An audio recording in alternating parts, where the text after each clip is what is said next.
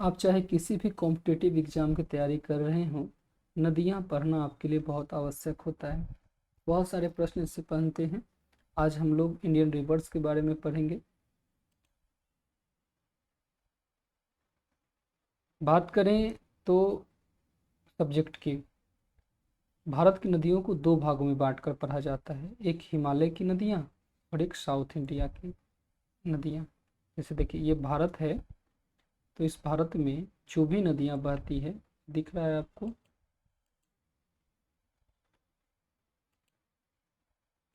इस भारत में जो भी नदियाँ बहती है उसे हम लोग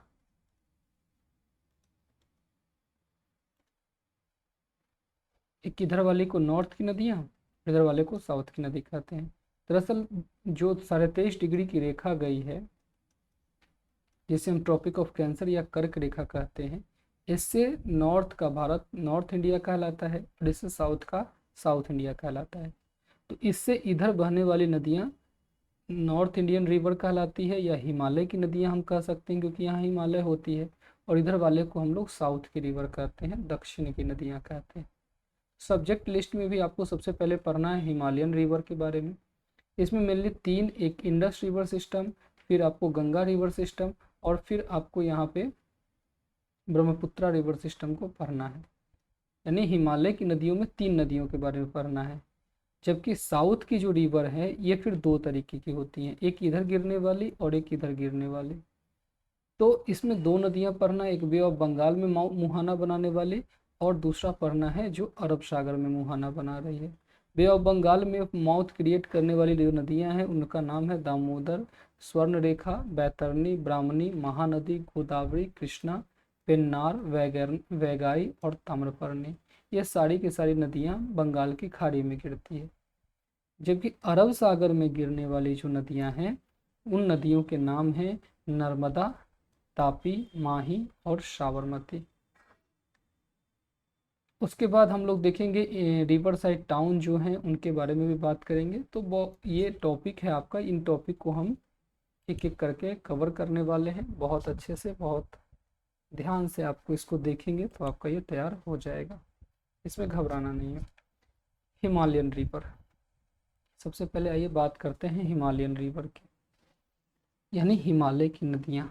यहाँ भले इंग्लिश में लिखा है लेकिन मैं आपको हिंदी में बोल रहा हूँ, हिंदी में आप इसको आराम से तैयार कर सकते हैं, कोई इसमें घबराने की बात नहीं है, कोई दिक्कत डरने की बात नहीं है।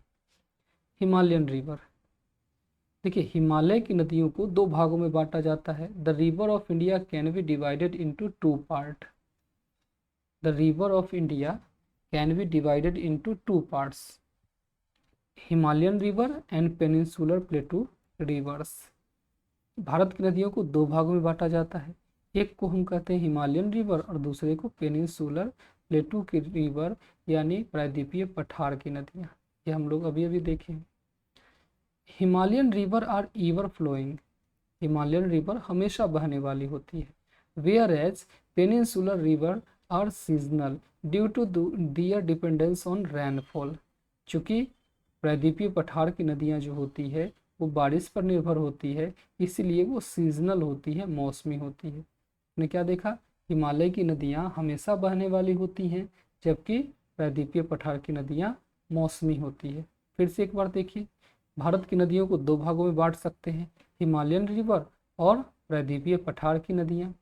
हिमालयन रिवर जहाँ हमेशा बहती रहती हैं, वहीं प्रायद्वीपीय पठार की नदियाँ केवल मौसम विशेष में बहती है, जब बारिश होती है तब ये जा कर के बहने लगती है। इसके पीछे का रीजन क्या है, देखिए अगर कोई भी पर्वत 4300 मीटर से ज़्यादा ऊंचा होता है तो वहाँ पे बर्फ़ जम जाती है। अब हिमालय तो काफ़ी ऊंचा है, तो वहाँ हमेशा बर्फ़ जमी रहती है और वही बर्फ़ पिघलने से जो नदियाँ आती है तो वो हमेशा बहती रहती है। लेकिन पेनिनसुलर प्लेटू यानी प्रायद्वीपीय पठार, इसमें तो सबसे बड़ा जो चोटी होती है वो है आपका अनाईमुडी, जो 2697 मीटर ही है। तो भैया इधर केरल में ये बर्फ़ जमने की बात है ही नहीं, तो इसलिए ये मौसम वर्षा पर निर्भर होती है, मौसमी होती है, वर्षा पर ये निर्भर होती रहती है। The Himalayan river include 3 major river system and their tributaries. Their names are the Indus, Ganga and Brahmaputra river system. Himalayan जो नदी होती है उसमें 3 मेजर रिवर सिस्टम है, 3 मेन नदी है। एक का नाम है इंडस रिवर सिस्टम, दूसरा गंगा रिवर सिस्टम और तीसरा ब्रह्मपुत्रा रिवर सिस्टम। ये 3 हिमालय की मेन नदी तंत्र है, नदी सिस्टम है, जिनके बारे में आपको जानना चाहिए। आइए एक एक करके देखते हैं। देखिए अभी यहाँ पे अगर बताएं तो ये जो ये वाला एरिया है ये इंडस रिवर गई है, तो ये वाला इंडस रिवर सिस्टम है। फिर यहाँ पे ये ये गंगा रिवर सिस्टम है और यहाँ पे ये ब्रह्मपुत्रा रिवर सिस्टम है। तो ये 3 नदियाँ हिमालय की नदियाँ हैं, इनके बारे में आपको पढ़ना है।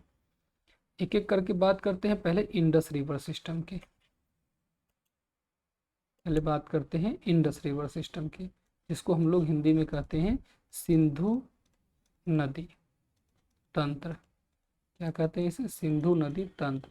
इंडस रिवर सिस्टम, सिंधु नदी तंत्र। किसी भी नदी के बारे में आपको 4 चीज़ें पढ़नी होती है। एक तो पढ़ना होता है इसका सोर्स, उद्गम। मैं बता दूं, 4 चीज़ें किसी भी नदी के बारे में आप तैयार कर लेंगे, आपके सारे प्रश्न तैयार हो जाएंगे। सोर्स, उद्गम। फिर आप देखेंगे ये मुहाना कहाँ बनाती है, इसका माउथ क्रिएशन कहाँ होता है, यानी कोई भी नदी समुद्र में गिरने का प्रयास करती है तो वो समुद्र में कहाँ पर जाकर गिरती है, इसे मुहाना कहते हैं। फिर आपको देखना है इसकी सहयोगी नदियाँ कौन कौन सी है, यानी इसकी सहायक नदी कौन सी है, ये चीज़ें आपको देखनी है, इसकी सहायक नदी कौन सी है।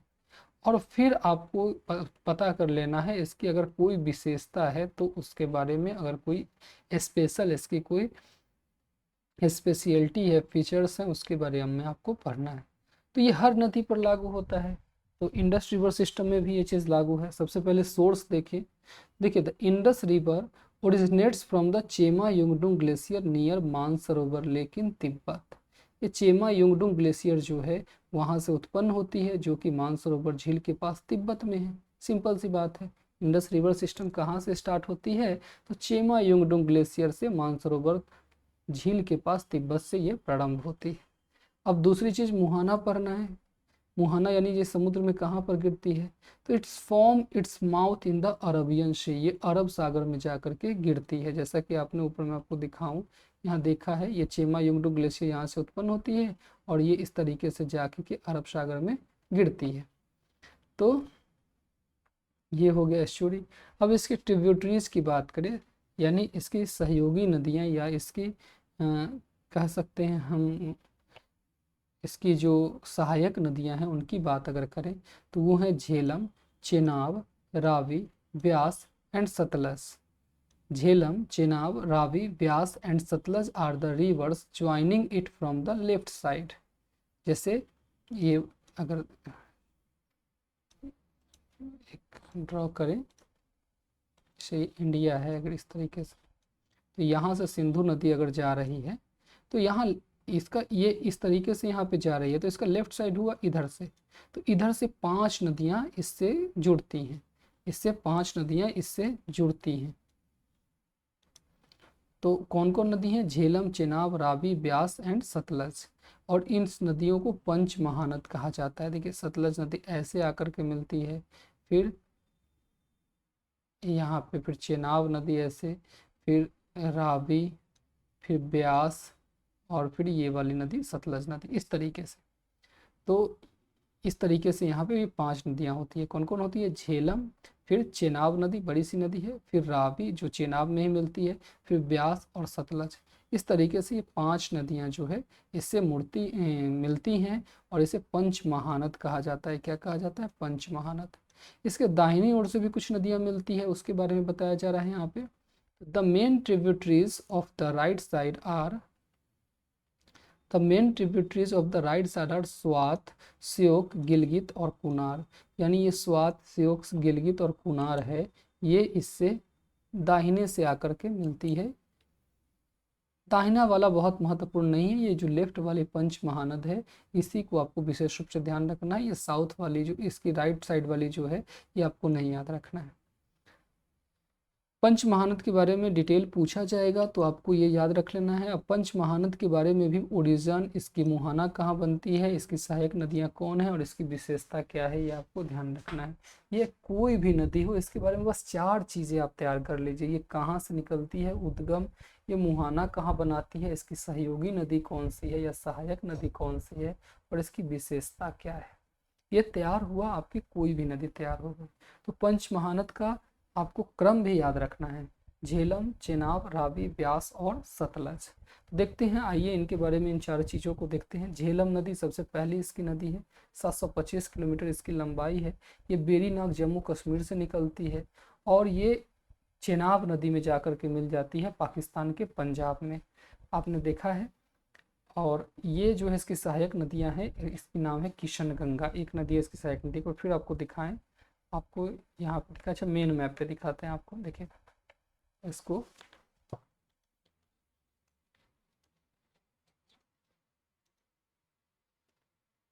इस तरीके से ये नदी, ये सिंधु नदी आपकी जा रही है, सिंधु नदी इस तरीके से आपसे जा रही है। इससे झेलम नदी निकलती है, झेलम नदी जा करके यहाँ पे देखिए इस तरीके से ये मिल जा रही है, किस नदी से, तो चेनाब नदी से जा करके मिल रही है। देखिए ये चेनाब नदी से जा करके मिल गई, ठीक है, चेनाब नदी से, फिर चेनाब नदी से जाकर के मिल गई। फिर रावी नदी यहाँ पे इससे मिल गई है। फिर यहाँ पे ब्यास नदी है जो आकर के ये सतलज से मिली, और सतलज नदी जहाँ से सिंधु नदी निकलती है ठीक उसी जगह से निकलती है, और इस तरीके से जा कर के ये भी सिंधु नदी में मिल जाती है। ये ध्यान रखेंगे, चेनाब नदी भी थोड़ा सा पहले यहाँ पे सतलज से ही मिलती है, इसके बाद ये सतलज नदी सभी नदियों का जल लेकर के सिंधु नदी से मिलती है। ठीक है, इसको एक बार फिर रिपीट कर लीजिएगा बैक हो करके। तो आप ये देखिए इस तरीके से है, तो इसमें आपको क्रम अगर पूछा जाए तो पहले झेलम है, ये झेलम है, फिर चेनाब है, फिर रावी है, फिर ब्यास है, फिर सतलज है। तो झेलम नदी चेनाब नदी में आकर के मिलती है, फिर रावी नदी ये भी चेनाब नदी में आकर के मिलती है, फिर ब्यास नदी सतलज नदी में मिलती है, और सतलज नदी इन सभी का जल लेकर के सिंधु नदी के साथ यानी इंडस रिवर के साथ ज्वाइन कर जाती है। तो आपको यहाँ पे वही बताया गया है, झेलम नदी पाकिस्तान के पंजाब में चेनाब नदी से मिल जाती है। इसकी एक सहायक नदी है किशन गंगा, बहुत छोटी सी नदी है, और श्रीनगर जो है वो झेलम नदी के किनारे ही बसा हुआ है, ये चीज़ आपको ध्यान रखिएगा। Srinagar is situated on the banks of the Jhelum river. दूसरी नदी है चेनाब नदी, ये झेलम से बड़ी नदी है, 1180 किलोमीटर इसकी लंबाई है। ये बारालाचाला पास से निकलती है, यानी बारालाचाला दर्रा से निकलती है जो हिमाचल प्रदेश में है, और ये दो नदियों के संगम से बनती है, confluence of two river Chandra and Bhaga, Chandra और भागा दो नदियों के ये मिलने से बनती है, चंद्र और भागा दो नदियों के मिलने से ये बनती है, यहाँ लिखा हुआ है। और ये सतलज नदी में जाकर के मिल जाती है पंजाब पाकिस्तान में, जैसे एक भारत में पंजाब है वैसे पाकिस्तान में भी पंजाब है, तो वहाँ मिल जाती है। इसका जो है एक सहायक नदी है मारसुंडेर, और ये जो है अखनूर के निकट जो है मैदान में प्रवेश करती है, enters the plain near Akhnoor, ये चीज़ ध्यान रखिएगा। इसके बाद रावी नदी की बात करें तो रावी नदी ये रोहतांग दर्रा से निकलती है, और चेनाब नदी में जाकर के पाकिस्तान में मिल जाती है। ऊझ इसकी सहायक नदी है, और ये माधोपुर में मैदान में प्रवेश करती है, 725 किलोमीटर इसकी लंबाई है, ठीक है। और इसकी लंबाई कितनी है, 725 किलोमीटर इसकी लंबाई है। इसके बाद है ब्यास नदी, ब्यास नदी, ठीक है, ये ब्यास नदी, ब्यास रिवर, ये रोहतांग दर्रा से निकलती है, और ये सतलज रिवर पंजाब में सतलज रिवर से मिल जाती है, और ये बाण गंगा इसकी सहायक नदी है, और ये तलवारा के निकट मैदान में प्रवेश करती है। ये 470 किलोमीटर इसकी लंबाई है, तो ये चीज़ ध्यान रखिए। इसके बाद सतलज नदी, ये 1450 किलोमीटर इसकी लंबाई होती है, बड़ी सहायक नदी है, ये भारत की भी बड़ी नदियों में से एक मानी जाती है, और ये मानसरोवर तिब्बत प्लेटू से निकलती है, जहाँ से सिंधु नदी निकलती है लगभग वहीं से यह भी निकलती है, और यह सिंधु नदी में अपनी पांचों सहायक नदी का जल लेकर, चारों सहायक नदी का जल लेकर पाकिस्तान के मिठानकोट में सिंधु नदी से मिल जाती है। और इसमें जो है इसकी सहायक नदी है चेनाब और ब्यास, और Bhakra Nangal dam is built on the Indus river, एक बांध है भाखड़ा नांगल, ये बहुत महत्वपूर्ण बांध है,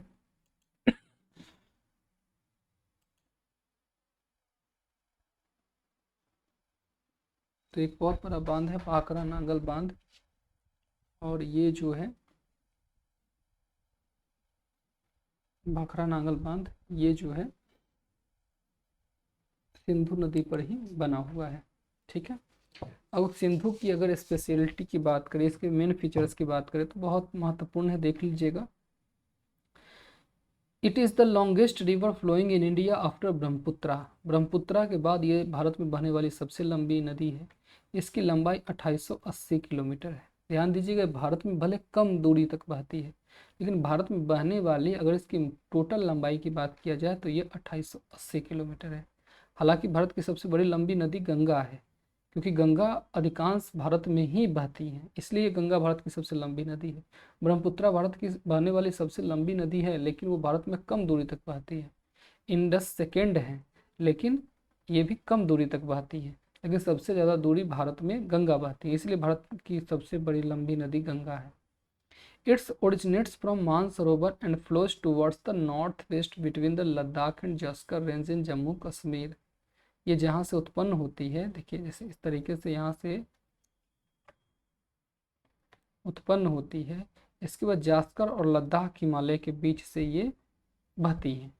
ठीक है, नॉर्थ वेस्ट की ओर यानी इस दिशा में ये बहती हैं। Ladakh and Zanskar range in Jammu Kashmir. Near Gilgit the Indus river form a deep gorge called Indus gorge. Gilgit के पास ये एक बड़ा सा गॉर्ज बनाती है, एक बड़ा सा गॉर्ज का निर्माण करती है। गॉर्ज क्या होता है, तो जहाँ ये नदियों के कारण जो है एक विशेष रूप से गड्ढा होता है और दोनों तरफ दो पहाड़ियाँ होती है, तो ये बीच वाला भाग गॉर्ज होता है। तो ये यहाँ पे एक बड़ी गॉर्ज का निर्माण करती है, जिसको इंडस गॉर्ज के नाम से या सिंधु गॉर्ज के नाम से जाना जाता है गिलगित के पास। After the Gilgit gorge the Indus river turns south and enters Pakistan. Gilgit gorge के बाद ये दाहिने मुड़ करके पाकिस्तान में प्रवेश कर जाती है, दर्दिस्तान में चिल्ला के निकट। फिर Beas river is the only tributaries of Indus which does not flow in Pakistan. Beas नदी इंडस की एकमात्र सहायक नदी है जो कि पाकिस्तान में नहीं जाती है, वो भारत में ही बहती है। देखिए, पंच महानद आपको याद है, झेलम, चेनाब, रावी, ब्यास, सतलज।